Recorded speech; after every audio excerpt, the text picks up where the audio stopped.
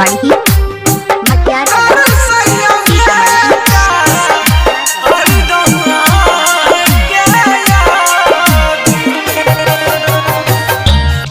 छठी मैया होई अब सहैया बेटा कन्हैया घाट पर। हे छठी मैया होई अब सहैया बेटा कन्हैया घाट पर।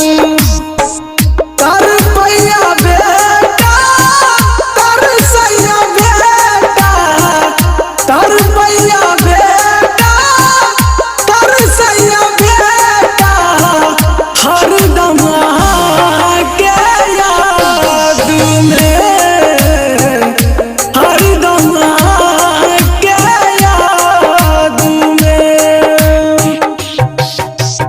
अभी आप सुन रहे हैं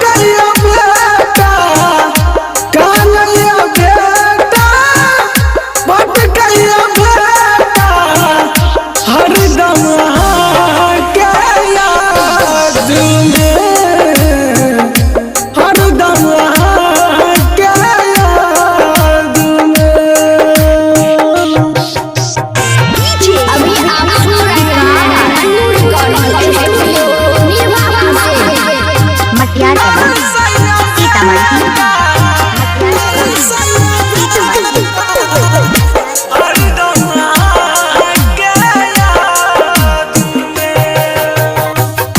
जब से हम गलिए पानी में डूब के वही दिन से काने छियै